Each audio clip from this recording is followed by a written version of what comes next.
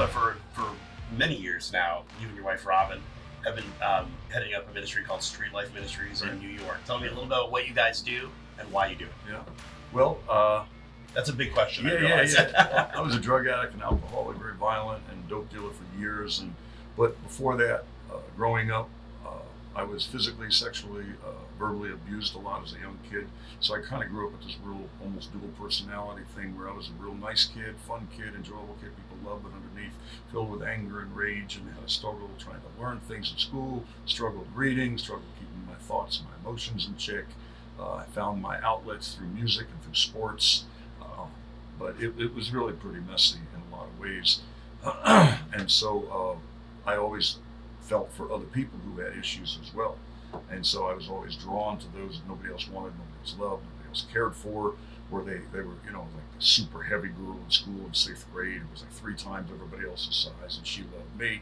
And then one day she sat in my chair and broke it, and there she is all laying out on the floor, and everybody's mocking her. And I'm in 6th grade, 11 years old, and I do my best to try to pick her up. I could hardly pick her up because she was so big.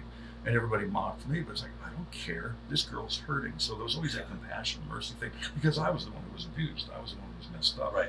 And so once I came into the things of the Lord, July 12, 1980, I met the Lord on the shore, Jersey Shore, and it just seemed like just a natural thing to continue loving and serving and caring for other people.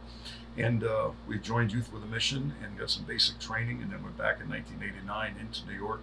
And when that kind of ended and they moved out to Long Island, the Lord was very clear. He had given me the name years before.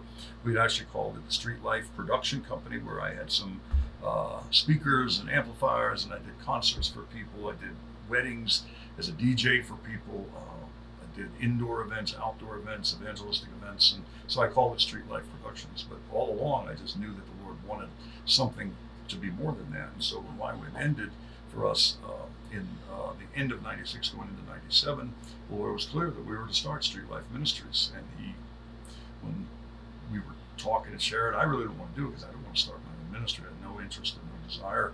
And yet everybody was saying it, and people were prophesying it and praying. Robin was like, David, we need to do it. And I can remember saying, okay, Lord, I'm willing, so what do you want to call it? He said, David, I gave you the name 6 years ago, or 7 years ago. I was like, so Street Life Ministries. Bring that up again, why don't you, right? Yeah. And so I immediately, there's a long story to it, but I had told the Lord at one point back in 1990, I heard somebody speak about fasting and prayer and how they were teaching on the life of Jesus, and his ministry literally began with a 40-day fast. He was baptized and then led into the desert to be tempted for 40 days, of course. And so I remember saying to myself and to the Lord, I said, Lord, if we ever start a ministry, or if I'm ever changing into another ministry, I'll do that. And I'd fasted 5 days, 10 days, something like that. But so as soon as we made that decision and said yes to the Lord, that's the first thing the Lord said. It was a 40-day fast.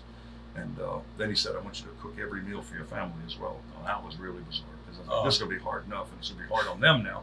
But I did. I did a 40-day fast, just juice and water, and made every meal for those 40 days. And the Lord just began answering an amazing amount of prayers. Like people told us, you'll never get your 501c3, which is your tax exemption, anywhere from 2 years or less, but usually it's a year to 2 years. And I filled out all the paperwork. I didn't even hire a lawyer, did it all myself, wrote it out, sent it into IRS in Brooklyn, had it back on my desk in less than 3 weeks, officially approved, which was a miracle. Went to New Hampshire, spoke at a home group. God told me to trust him for a step van. I knew what a step van was. It's a model. It's like a UPS truck, FedEx truck. And I'm talking at a home group, and the guy says, this is amazing. I just bought this old step van. I'm going to turn it into a hot dog truck for Manchester. He goes, I want you to have it. It's yours. And about 6 weeks later, after he fixed it up just a little, he drove it down and left it with us. I never knew how bad it was, but we had to put an engine in, a tranny, and eventually a frame and other things, but put a lot of money in. But that's what our step vans. We go to the streets to serve the homeless and the poor and the destitute, and we're still doing that. I started doing that in 1990 with YWAM, and here we are, even in the same park, Tompkins Square Park, on the Lower East Side of Manhattan. I'm still doing it now. We have a 24-foot truck that we got 7 years ago. The Lord provided for. It's much larger, bigger, and outfitted to work the streets. We also do a lot of live worship in the streets, though the last 2 years we haven't been able to because of COVID. Right. We go into massage parlors. For a number of years we did strip clubs as well, to love on people, serve people. We go to Brazil every year, work with prostitutes there and rehabs and detoxes, as well as just in the streets, places like they would call it Crack Corner, There's all kinds of homeless and poor, and hundreds of people out there shooting drugs, getting high, doing coke, and we're just out there worshiping and praying, loving and serving, praying with people, and then trying to get them into rehabs and stuff. It's been very successful through the years. A lot of people saved and met the Lord that way. Love children's ministry, host teams, which has been slow the last couple of years because of COVID, but normally we'd be filled with teams from summer from all over America and even other nations. We're open year round to do that. We have spring break times and New Year's Eve outreach we've been doing since 1991, doing that where people come in and we set up prayer stations and hot chocolate and around the perimeter of Times Square. So those are just some of the things that we do, but love to teach, love to preach, love to impart the truths of God, learning for people to learn how to love others. That's what it really comes down to, like learning how to be the good Samaritan, especially now during COVID. That's the word of the Lord. We need to learn how to be the good Samaritan. Yeah. You know, because the priest didn't do it, the worshiper, the Levi guy didn't do it, but the Samaritan did. Right. Took care of the guy, healed him up, took him, paid for his needs, said, I'll come back and pay for more at the hotel if you need it. And that's what the Lord's asking and calling us to do. Jesus, be responsible and have the joy and the honor of serving and loving those and being one to reach one. That's really kind of a theme for us. Be one to reach one, whether it's a person, a city, a nation. Right. Yeah. So, You know, Dad came in and spent a week. he did. In fact, Serving his you guys. picture of his team just came up on the Facebook memory a couple days ago. Did And it? I posted it. Nope, just came up like 2-3 days ago. So Let's it go was back and wonderful check it to out. see. Yeah. That's Yeah. awesome. I think it was 10 years. It's been a while. Yeah, it's been a while it was ago 10 now. years. Yeah. Well, one of the things that I like about what you guys are doing is that it's not just about telling people that they need Jesus, or it's about loving people and meeting their immediate needs, Right. clothing, food, Right. rehab, these kinds of Yeah. things.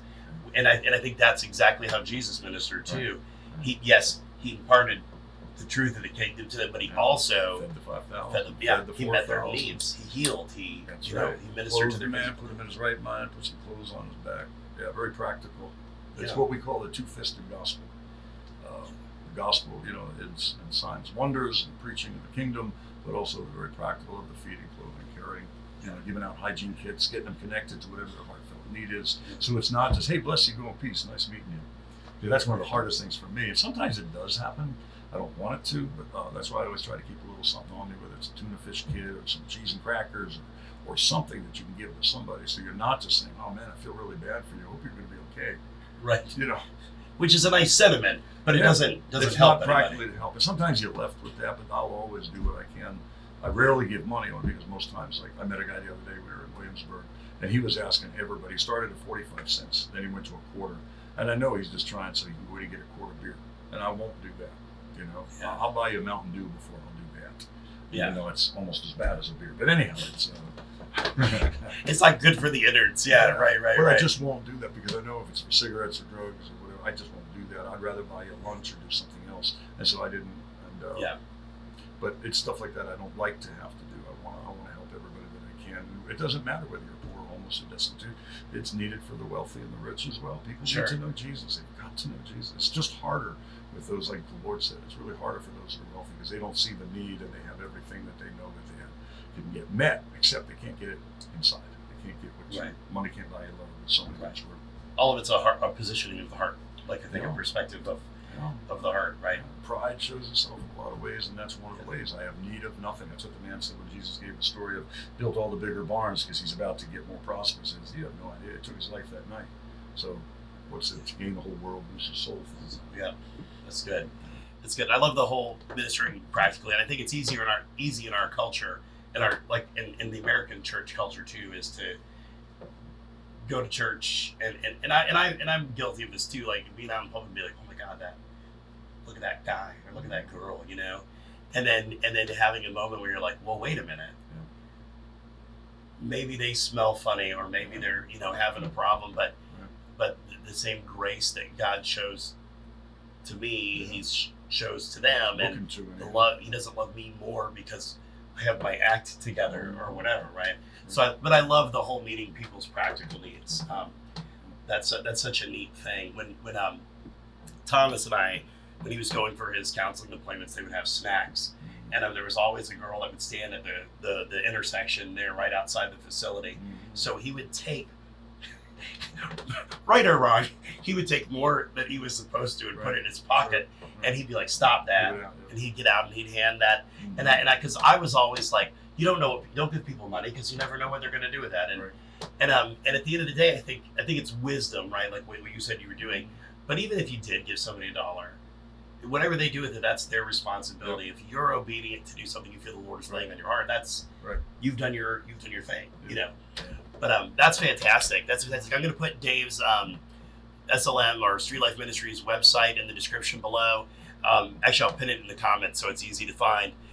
Their Instagram, their Facebook, their Twitter account. If you're interested to know more about what they're doing in New York City, check those out. Dave and Robin are the real deal, and they're just good people. They're just good people. And he even agrees. See that? He was like, "We are good." No, I'm just kidding. But Dave, I thank you so much for taking time out of your time down here visiting to do this with me. And let me just throw this out there for those that are watching. If you want to bring a team to New York or to go to Brazil with us next year, consider coming and doing that. Just connect with us. There's so many different ways, as he said, he'll put it on there so you can get a hold of us, or if you talk to your pastor, your church team. We host all kinds of teams. It can be a work team, worship team, a combination team. You can come as a prayer team if you want to do a full-scale VBS. If you want to do just about anything, we can facilitate any kind of outreach. So I encourage you maybe just for yourselves. We're looking for interns and staff as well who want to give themselves full-time, even for a year or 2 or 3 year life. It's called Straight Life, so we'll take you for life if you like. All right. All right, guys. Thanks for stopping by. Thanks for checking out this conversation with Dave. Thanks for having us. We will see you next time.